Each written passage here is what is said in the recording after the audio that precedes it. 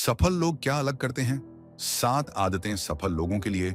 लेखक Stephen are कोवी द्वारा लिखी गई ये किताब आपको सिखाएगी जीवन में व्यक्तिगत और पेशेवर रूप से कैसे अनुशासन, दृष्टिकोण और व्यवहार से प्रभावशाली बना जाए। ये 7 आदतें आपकी सोच, संबंधों और सफलता को नई दिशा देंगी। आइए शुरुआत करें इस पॉजिटिव सफर की सिर्फ A2 ऑडियो बुक चैनल के साथ। अब इमेजिन कीजिए, आपके हाथ में एक रोड मैप है। ऐसा नक्शा जो सिर्फ आपको ये नहीं बताता कि क्या करना है, बल्कि ये भी बताता है कि कैसे सोचना है, कैसे डिसीजंस लेने हैं और कैसे खुद को ट्रांसफॉर्म करना है। यही रोड मैप है ये किताब। ये किताब किसी मैजिक ट्रिक की बात नहीं करती। ये आपको कोई शॉर्टकट नहीं देती, बल्कि ये आपको वो हैबिट सिखाती है जो डीप हैं, जो इंसान के कैरेक्टर को टच करती हैं। ये हैबिट्स आपकी थिंकिंग को बदलती हैं, और जब सोच बदलती है तो एक्शंस बदलते हैं, और जब एक्शंस बदलते हैं तब रिजल्ट्स खुद ब खुद बदल जाते हैं। तो अगर आप भी चाहते हैं क्लैरिटी, कॉन्फिडेंस और एक ऐसा माइंडसेट जो किसी भी स्टॉर्म में आपको ग्राउंडेड रखे, तो इस वीडियो को अंत तक जरूर देखिएगा, क्योंकि आज हम अनकवर करेंगे उन 7 पावरफुल हैबिट्स को जो न सिर्फ इफेक्टिव बनाती हैं, बल्कि आपको एक बेटर ह्यूमन भी बनाती हैं। ये सिर्फ एक किताब नहीं है, ये एक जर्नी है, सेल्फ अवेयरनेस से लेकर सेल्फ मास्टरी तक। और आज आप इस जर्नी की शुरुआत करने वाले हैं। Habit 1, be proactive. क्या आपको लगता है कि आपकी जिंदगी आपके डिसीजंस का रिजल्ट है या आपकी परिस्थितियों का? हम में से बहुत लोग ये मानते हैं कि जो हमारे साथ हो रहा है, चाहे वो ऑफिस की पॉलिटिक्स हो, फैमिली का प्रेशर या फिर फाइनेंशियल स्ट्रेस, वो हमारी जिंदगी को कंट्रोल कर रहा है। लेकिन इमेजिन कीजिए, अगर आप खुद अपने रिएक्शंस को कंट्रोल कर सकें, अगर आप खुद चुन सकें कि किसी सिचुएशन में आपको कैसा फील करना है, कैसा बिहेव करना है। यही है पहला हैबिट, बी प्रोएक्टिव। प्रोएक्टिव होने का मतलब ये नहीं कि आप हर वक्त बिजी रहें। प्रोएक्टिव होने का मतलब है अपने एक्शंस और रिएक्शंस की रिस्पॉन्सिबिलिटी लेना।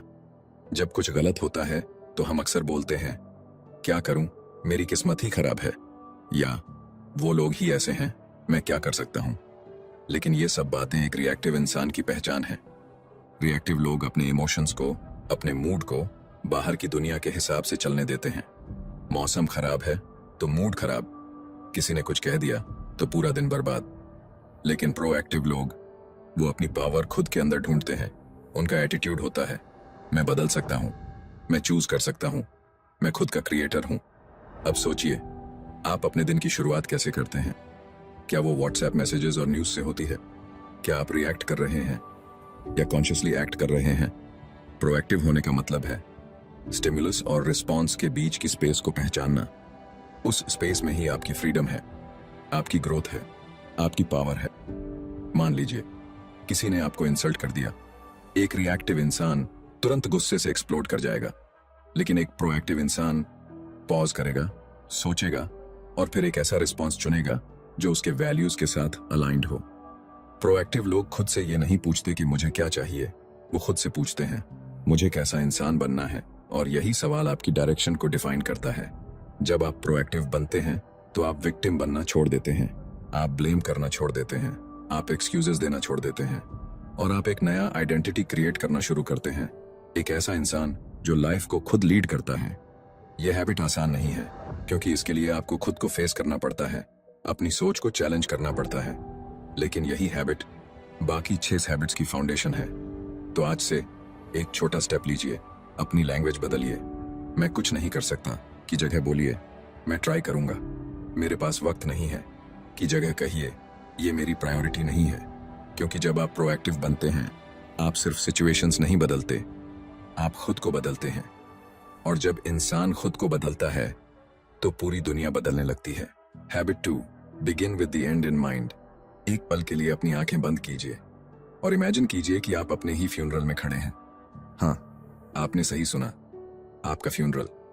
आपके दोस्त, आपके परिवार वाले, आपके कॉलीग्स सब वहां हैं और वो आपके बारे में बोल रहे हैं। अब सोचिए, आप क्या चाहते हैं कि वो लोग आपके बारे में क्या कहें? वो बहुत अमीर था, या वो इंसान दिल से इतना सच्चा था कि उसकी बातें आज भी याद आती हैं।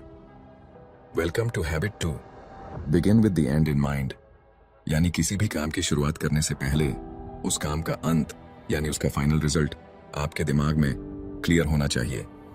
इस हैबिट का मकसद है कि हम क्लैरिटी के साथ जिए, कि हम अपनी जिंदगी बस जी न रहे हों बल्कि डिजाइन कर रहे हों। क्योंकि सच्चाई ये है कि बहुत से लोग बिजी हैं, हार्ड वर्किंग हैं, लेकिन गलत सीढ़ी पर चढ़ रहे हैं। इमेजिन कीजिए, आप पूरी ताकत से एक दीवार पर सीढ़ी चढ़ रहे हैं और जब ऊपर पहुंचते हैं तो पता चलता है वो दीवार तो गलत थी। यही होता है जब हम बिना सोचे समझे बस दौड़ते रहते हैं। करियर, पैसा, सक्सेस सबके पीछे भागते हैं, लेकिन ये सोचे बिना कि हम असल में चाहते क्या हैं। Begin with the end in mind का मतलब है कि आप अपनी जिंदगी का एक पर्सनल ब्लूप्रिंट बनाएं। जैसे एक आर्किटेक्ट हर बिल्डिंग को बनाने से पहले उसका नक्शा तैयार करता है, वैसे ही आपको अपनी लाइफ का नक्शा बनाना होगा। आप कौन बनना चाहते हैं, आपका मकसद क्या है, आपके वैल्यूज क्या हैं। अगर आपके पास ये क्लैरिटी है तो फिर आपके डिसीजंस भी क्लियर होंगे। फिर आप सब कर लेना है वाली कंफ्यूजन में नहीं फंसेंगे। आप वही चुनेंगे जो आपके विजन के साथ मैच करता है। अब सोचिए, क्या आपने कभी अपनी पर्सनल मिशन स्टेटमेंट लिखी है? एक ऐसा स्टेटमेंट जो आपके लिए कंपास की तरह हो, जो बताए कि आप कौन हैं और क्यों हैं।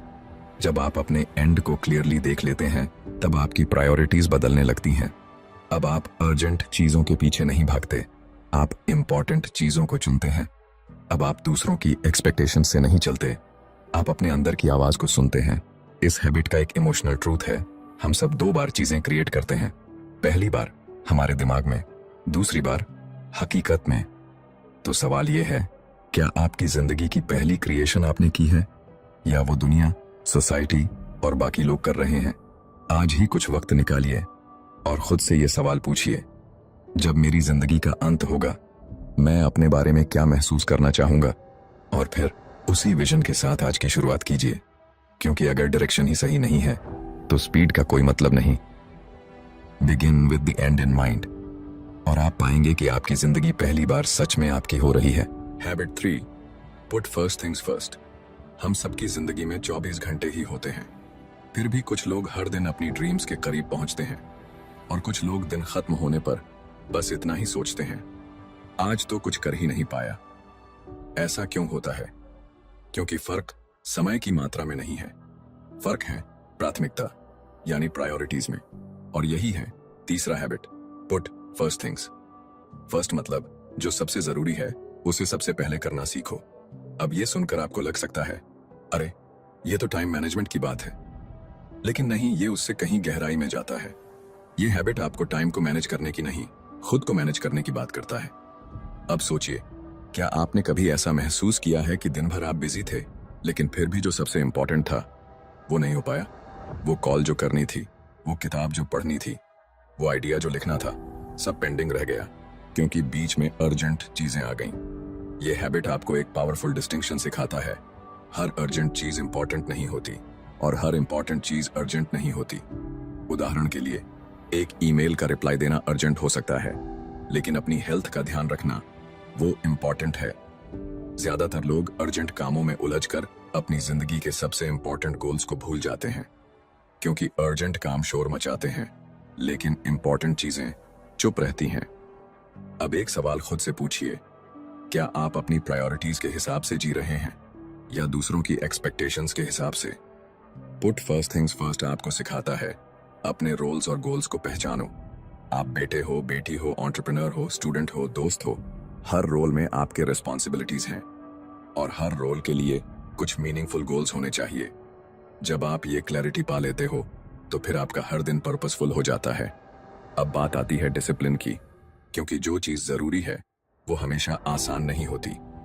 अर्ली मॉर्निंग उठना, डिस्ट्रैक्शन से बचना, मीनिंगफुल काम करना, ये सब मदहोश करने वाली चीजें नहीं हैं, लेकिन यही वो हैबिट्स हैं जो आपकी जिंदगी को ट्रांसफॉर्म कर सकती हैं। पुट फर्स्ट थिंग्स फर्स्ट का मतलब है अपने कंफर्ट जोन से बाहर जाना, अपनी विल पावर को डेली डिसीजंस में इस्तेमाल करना और सबसे जरूरी बात, ना कहना सीखना। क्योंकि जब आप हर किसी को हाँ बोलते हो तो आप अपने सबसे जरूरी कामों को ना कह रहे होते हो। आपको खुद से ये पूछना है, क्या मैं आज वही कर रहा हूं जो मुझे मेरी उस जिंदगी के करीब ले जाएगा जो मैंने हैबिट 2 में इमेजिन की थी? अगर हाँ, तो आप सही रास्ते पर हैं। अगर नहीं, तो आपको रुक कर सोचना होगा, क्योंकि अल्टीमेटली सक्सेसफुल लोग वो नहीं होते जो सब कुछ कर लेते हैं, बल्कि वो होते हैं जो सही चीजें पहले कर लेते हैं। आज से तय कीजिए, आप रिएक्शन में नहीं, एक्शन में जिएंगे। आप बिजी नहीं, इफेक्टिव बनेंगे। और आप अपनी जिंदगी को डायरेक्शनलेस भीड़ में खोने नहीं देंगे। पुट फर्स्ट थिंग्स फर्स्ट और देखिए कैसे आपकी प्रायोरिटीज आपकी पहचान बन जाती हैं। Habit 4, think win win. जरा सोचिए, आप किसी नेगोशिएशन में हैं, या कोई रिलेशनशिप में चैलेंज है, या आप किसी दोस्त, पार्टनर या कोलीग से किसी टॉपिक पर डिसएग्रीमेंट में हैं। अब एक सवाल, क्या आपको हर बार जीतना जरूरी लगता है, या आपको लगता है कि अगर सामने वाला जीत गया तो आप हार गए? हम जिस दुनिया में पले बढ़े हैं वहां एक कॉमन माइंडसेट है, या तो मैं जीतूंगा या वो। जैसे जिंदगी एक रेस है जिसमें एक की जीत दूसरे की हार बन जाती है। लेकिन क्या सच में जिंदगी सिर्फ एक कंपटीशन है? क्या हर इंटरेक्शन में किसी एक को हारना जरूरी है? चैप्टर 4 का यही कोर है, थिंक विन विन, यानी ऐसी सोच रखना जिसमें मैं भी जीतूं और तुम भी। ये कोई मोटिवेशनल कोट नहीं है, ये एक माइंडसेट है जो रिलेशनशिप्स, कम्युनिकेशन और कोलैबोरेशन की फाउंडेशन बन सकता है। थिंक विन विन का मतलब है कि हम दूसरों के साथ कंपीट नहीं करते, बल्कि कोलैबोरेट करते हैं। हम किसी को नीचे गिराकर नहीं उठते, बल्कि एक दूसरे को साथ लेकर ऊपर जाते हैं। अब सोचिए, आपने कभी ऐसा महसूस किया है कि किसी की सक्सेस देखकर आपको थोड़ा सा जलन हुआ हो, या कभी आप चाहते थे कि कोई आपकी तारीफ करे, लेकिन जब उसने किसी और की तारीफ की तो आपको बुरा लगा?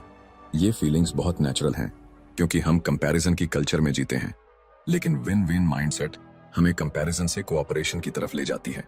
इस हैबिट की ब्यूटी ये है कि ये सिर्फ एक एटीट्यूड नहीं है, ये आपकी कैरेक्टर से जुड़ा होता है। विन विन सोचने के लिए आपको चाहिए इंटीग्रिटी, आप जो कहते हैं वही करते हैं, मैच्योरिटी, दूसरों के विचारों का सम्मान करना, और अबंडेंस मेंटालिटी, ये मानना कि इस दुनिया में सभी के लिए काफी कुछ है। जिन्हें विन विन नहीं आता वो स्कैर्सिटी में जीते हैं। उन्हें लगता है कि प्यार, रिस्पेक्ट, सक्सेस सब लिमिटेड है, कि अगर किसी को मिल गया तो मेरे लिए कम हो जाएगा। लेकिन जो विन विन सोचते हैं वो जानते हैं दूसरे की सक्सेस मेरी सक्सेस को कम नहीं करती, बल्कि हम साथ मिलकर और ज्यादा हासिल कर सकते हैं। अब ये आसान नहीं है, क्योंकि कई बार लोग आपको मैनिपुलेट करेंगे, चीट करेंगे। तो क्या हर बार विन विन पॉसिबल है? नहीं, लेकिन ये माइंडसेट हमेशा पॉसिबल है। कभी कभी बेस्ट सॉल्यूशन होता है नो डील, यानी अगर कोई सिचुएशन विन विन नहीं बन सकती तो मैं उसमें एंटर ही नहीं करूंगा। इमेजिन कीजिए, आपकी रिलेशनशिप्स ऐसी हों जहां दोनों पार्टीज ग्रो करें, जहां कोई ईगो बैटल ना हो, बल्कि म्यूचुअल रिस्पेक्ट हो, जहां आपकी जीत सामने वाले की हार ना बने। थिंक विन विन सिर्फ बिजनेस या नेगोशिएशन में नहीं, ये पेरेंटिंग, फ्रेंडशिप्स, लव और इवन खुद से रिश्ते में भी काम करता है। जब आप खुद के लिए विन चाहते हैं सेल्फ रिस्पेक्ट के साथ, और सामने वाले के लिए भी विन चाहते हैं कंपैशन के साथ, तभी आप ट्रूली इफेक्टिव बनते हैं। क्योंकि असली जीत अकेले जीतना नहीं होता, असली जीत तब होती है जब आप सबके साथ जीतते हैं। तो आज से चूज कीजिए विन लूज या लूज विन नहीं, सिर्फ और सिर्फ win win. Habit 5, seek first to understand then to be understood. क्या आपने कभी किसी से बात करते हुए महसूस किया है कि वो सुन तो रहा है लेकिन सच में सुन नहीं रहा, बस जवाब देने के लिए रुका है, समझने के लिए नहीं? अब खुद से पूछिए, क्या आप भी कभी ऐसा करते हैं? हम इंसान नेचुरली बोलने की जल्दी में रहते हैं। हम चाहते हैं कि लोग हमें समझें, हमारी फीलिंग्स समझें, हमारी बात माने, लेकिन हम भूल जाते हैं कि कनेक्शन का पहला स्टेप होता है समझना, सिर्फ बोलना नहीं। यही है 5वां habit, seek first to understand then to be understood. मतलब, अगर आप चाहते हैं कि कोई आपकी बात समझे तो सबसे पहले आप उसकी बात समझिए। अब एक सवाल, जब कोई अपना दर्द, फ्रस्ट्रेशन या कंफ्यूजन लेकर आपके पास आता है तो क्या आप उसे पूरी तरह सुनते हैं, या आप तुरंत सलाह देने लगते हैं? बहुत से लोग एडवाइस देने में जल्दी करते हैं, बिना ये जाने कि सामने वाला किस माइंडसेट में है, उसे असल में चाहिए क्या।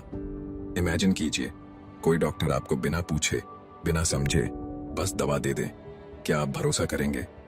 तो फिर रिलेशनशिप्स में हम ऐसा क्यों करते हैं? इस हैबिट की ब्यूटी ये है कि ये आपको एक रेयर गिफ्ट देती है, एम्पैथिक लिसनिंग। मतलब सुनना सिर्फ शब्दों को नहीं, बल्कि इमोशंस को, उस साइलेंस को जो किसी के शब्दों के बीच छिपा है। एम्पैथिक लिसनर बनने के लिए आपको जजमेंट हटानी होगी, रिस्पॉन्स देने की जल्दी नहीं करनी होगी, सिर्फ ऑब्जर्व करना होगा दिल से। जब आप किसी को पूरे दिल से सुनते हैं तो वो इंसान सिर्फ सुना हुआ नहीं, समझा हुआ महसूस करता है। और यही एक ह्यूमन नीड है, टू फील अंडरस्टूड। अब बात आती है दूसरी आधी, देन टू बी अंडरस्टूड। जब आप पहले सामने वाले को समझते हैं तो आपका इन्फ्लुएंस कई गुना बढ़ जाता है। अब जब आप बोलते हैं तो लोग सच में सुनते हैं, क्योंकि आपने उन्हें रिस्पेक्ट दी है, अटेंशन दी है। इफेक्टिव कम्युनिकेशन सिर्फ अच्छे शब्दों से नहीं होती, वो कनेक्शन से होती है। Think about it. घर में, ऑफिस में, दोस्तों के बीच कितनी बार कॉन्फ्लिक्ट सिर्फ इसलिए होते हैं क्योंकि हम एक दूसरे को समझने की कोशिश ही नहीं करते। हर इंसान चाहता है कि उसकी बात सुनी जाए, उसकी फीलिंग्स वैलिड मानी जाए।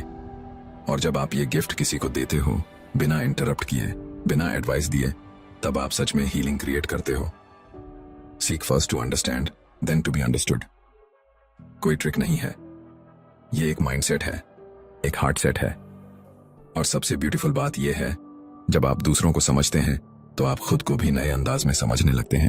तो अगली बार जब कोई आपके पास अपनी कहानी लेकर आए तो सुनिए, बिना इंटरप्ट किए, बिना सोचें कि जवाब क्या होगा। बस एक बार सच में समझने की कोशिश कीजिए। शायद यही एक कोशिश किसी की पूरी जिंदगी बदल दे। Habit 6, synergise.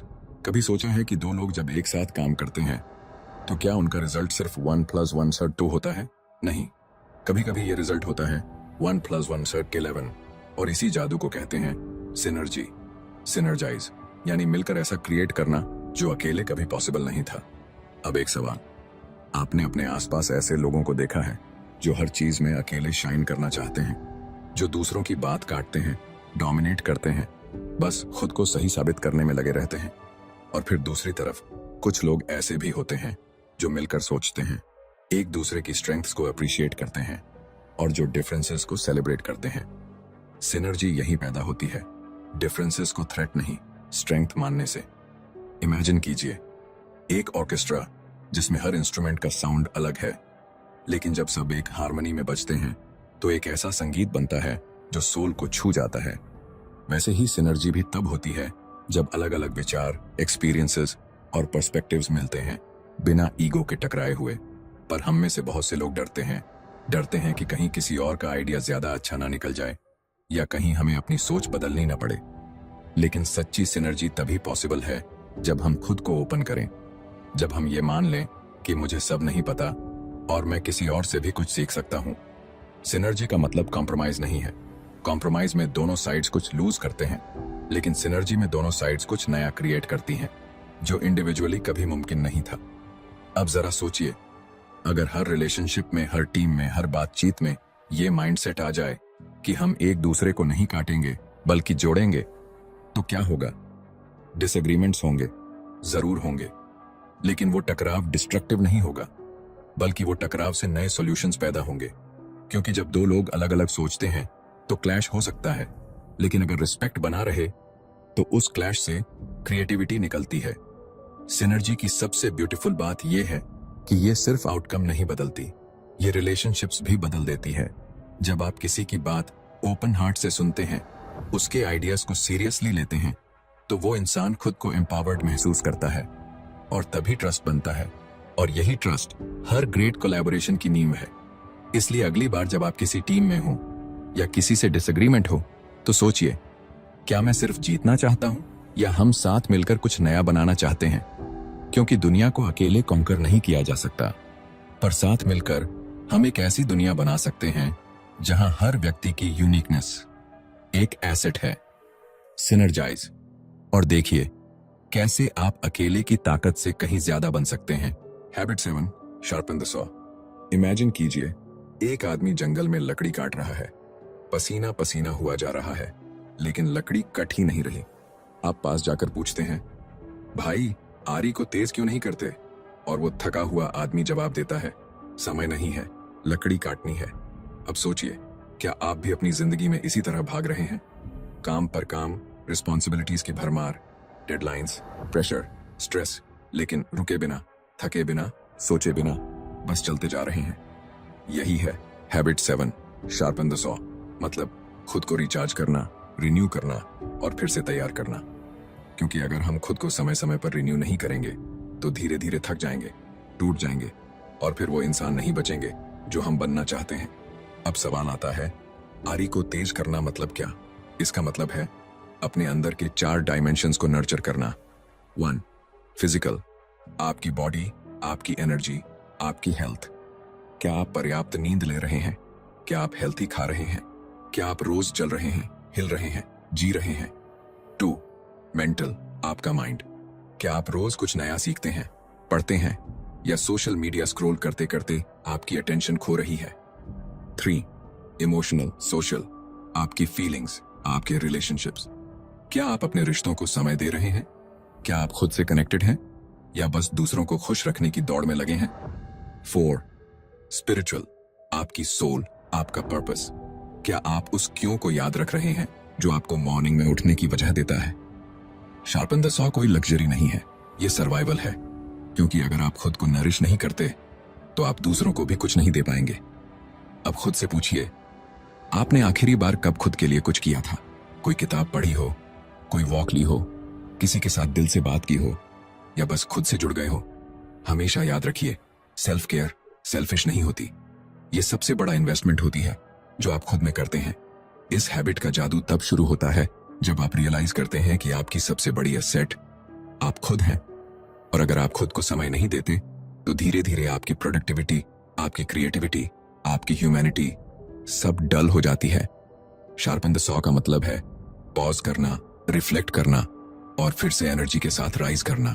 तो चाहे वो अर्ली मॉर्निंग की एक पीसफुल साइलेंस हो, या किसी पसंदीदा किताब के कुछ पन्ने, या अपने गोल्स को फिर से रिमाइंड करना, हर छोटा स्टेप आपको फिर से तेज करता है। क्योंकि एक तेज आरी कम एफर्ट में ज्यादा काटती है और एक तेज इंसान कम स्ट्रेस में ज्यादा अचीव करता है। तो आज ही एक कमिटमेंट कीजिए कि आप हर दिन, हर हफ्ते, हर महीने अपने अंदर की आरी को तेज करेंगे, ताकि आप न सिर्फ कामयाब बने बल्कि सस्टेनेबली सफल और सच्चे इंसान भी बने रहें। शार्पन द सॉ और खुद को वो इंसान बनाइए जिसे देखकर आप खुद गर्व महसूस करें। तो अब जब हम इस सफर के आखिरी पड़ाव पर हैं, आइए एक बार ठहरें और इस पूरी जर्नी को दिल से महसूस करें। हमने साथ में 7 हैबिट्स की बात की, लेकिन ये सिर्फ किताब की 7 आदतें नहीं थीं। ये थे 7 दरवाजे जो हमें खुद के अंदर ले जाते हैं। ये किताब हमें ये नहीं बताती कि दुनिया को कैसे बदला जाए, बल्कि ये सिखाती है कि खुद को कैसे बदला जाए, अंदर से, गहराई से, सच्चाई से। क्योंकि असली प्रभावशाली लोग वो नहीं होते जो सिर्फ बोलते हैं, बल्कि वो होते हैं जो जिम्मेदारी लेते हैं, जो अपने प्रिंसिपल्स के साथ खड़े रहते हैं, जो सुनना जानते हैं, समझना जानते हैं और फिर एक्ट करते हैं वाइजली, कॉन्शियसली, इंटेंशनली। हर हैबिट एक नया आईना है जहां हम अपनी कमजोरियों से नहीं डरते बल्कि उन्हें पहचान कर ग्रो करते हैं। बी प्रोएक्टिव ने हमें सिखाया कि हालातों का रोना छोड़ो, इनिशिएटिव लो, रिस्पॉन्स चुनो। Begin with the end in mind ने हमें यह एहसास दिलाया कि एक दिन सब खत्म होगा, तो क्यों ना आज वही जिया जाए जो वाकई में इंपॉर्टेंट है। पुट फर्स्ट थिंग्स फर्स्ट ने हमें सिखाया कि बिजी होना ही प्रोडक्टिव होना नहीं है, बल्कि सही चीजों को सही समय देना ही असली सफलता है। थिंक विन विन ने बताया कि हमारे रिश्ते जीरो सम गेम नहीं है, हम सब साथ में जीत सकते हैं। सीक फर्स्ट टू अंडरस्टैंड शायद सबसे जरूरी लेसन था, क्योंकि इस दुनिया को समझने से पहले हमें एक दूसरे को समझना होगा। सिनर्जाइज ने हमें कोलैबोरेशन का जादू दिखाया, जहां डिफरेंसेस डिवाइसिव नहीं बल्कि क्रिएटिव हो सकते हैं। और अंत में शार्पन द सॉ ने हमें याद दिलाया कि जो भागता है वो थकता है, और जो रुककर खुद को रिन्यू करता है वही लंबी दौड़ का असली विजेता बनता है। अब सवाल ये नहीं है कि आपने ये साउंड हैबिट्स सुन ली या समझ ली, सवाल ये है क्या आप इन्हें अपनाएंगे? क्योंकि ये किताब सिर्फ एक कॉन्सेप्ट नहीं है, ये एक कमिटमेंट है, खुद से, अपनी ग्रोथ से और इस दुनिया में एक मीनिंगफुल असर छोड़ने से। तो क्या आप तैयार हैं? तैयार हैं एक नई शुरुआत के लिए? अगर आपको ये ऑडियो बुक पसंद आई हो तो इसे शेयर करें, लाइक करें और ऐसे ही प्रेरणादायक कंटेंट के लिए सब्सक्राइब करें। आप सुन रहे थे A2 ऑडियो बुक, जहां किताबें बोलती हैं।